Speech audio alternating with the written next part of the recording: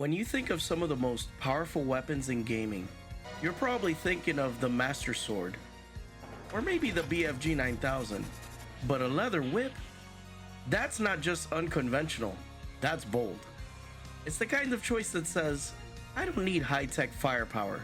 I've got timing, precision, and style. And somehow, Castlevania made that ultimate tool for slaying Dracula. The vampire killer whip from Castlevania is not just iconic, it's historic. It's a symbol of sacrifice, legacy, and holy retribution against the forces of darkness. It has appeared in over 30 years of games, Smash Bros, and even indie titles. So how did a simple whip become one of the most legendary weapons in all of gaming? So let's make our way to Dracula's castle gates to unravel the legacy of this iconic weapon.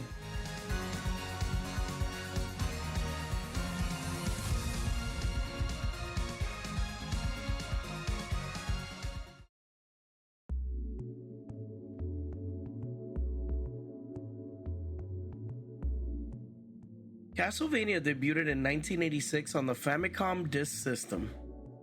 It was punishing, deliberate, and atmospheric in ways few games were at the time.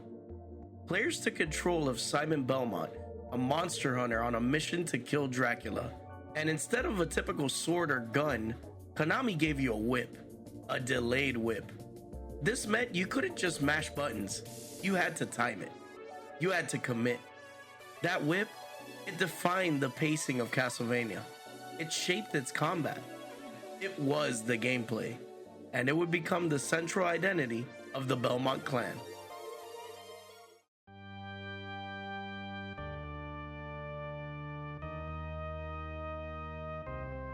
Over time, the whip got way cooler. In Super Castlevania 4, they handed you full control. Directional whipping, hanging from hooks. You could even just dangle it and feel like Indiana Jones while spinning it around like a nunchuck. It became more than a weapon.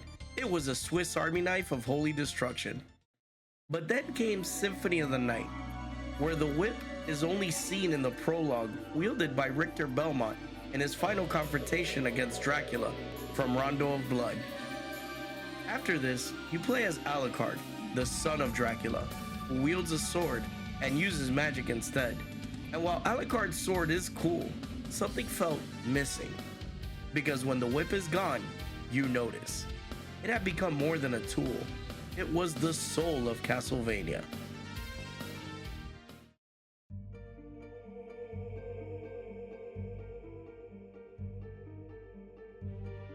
But what about the whip's lore? Where did the Belmonts obtain such a powerful relic to fight off Dracula and his hordes? A question many fans would be wondering until 2003 in Castlevania Lament of Innocence. In Lament of Innocence, Leon Belmont seeks to save his beloved Sarah from a vampire. Welcome to my castle. Pleased to meet you. I am the master of the castle, Walter Bernhard. However, Leon could not defeat the Vampire Lord on his own. He would need help. Upon Leon's entrance into the Forest of Eternal Night, we're introduced to Rinaldo Gandolfi, a hermit who lives in a cabin near the castle grounds. After listening to the hermit's tale about the Vampire Lord, we learn that he is an alchemist and has created a whip to defeat the Vampire Lord.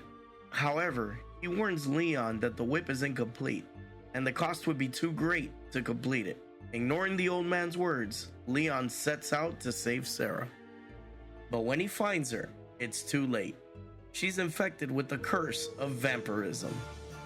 With no hope of a cure, she chooses to sacrifice herself in a ritual to give up her soul and bind her essence into the alchemy whip, evolving it into its full-powered form, known as the Vampire Killer. Meaning, the whip doesn't just carry her power, it carries her sorrow. Every Belmont who wields it feels that weight. The whip isn't just sacred, it's tragic. A reminder that with power comes pain. What?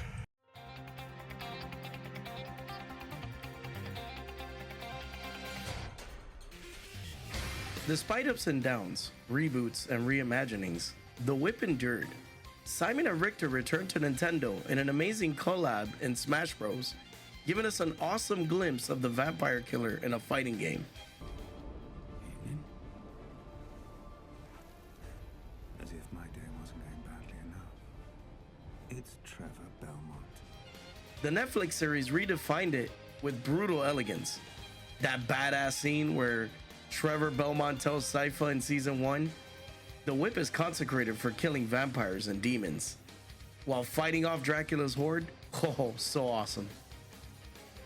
It also popped up in Dead Cells, Vampire Survivors, even Bloodstained Curse of the Moon. And through every version, one thing remained the same. That snap. That wholly satisfying monster purging snap, setting monsters ablaze in holy fire. The whip had become a legacy item, like the Master Sword or even Buster Sword, not because of damaging numbers, but because of what it represents, a mighty symbol of holy retribution.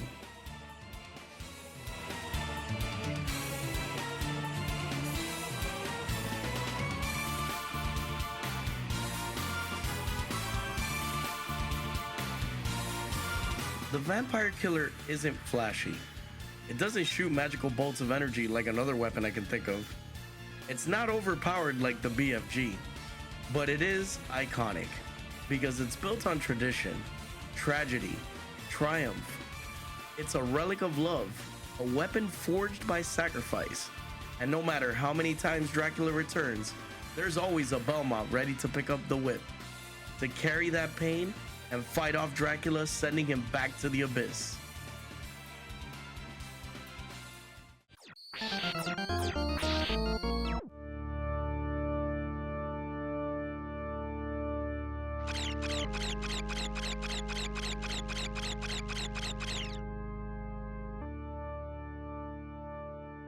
And that, my friends, is why the Vampire Killer is the most iconic whip in all of gaming.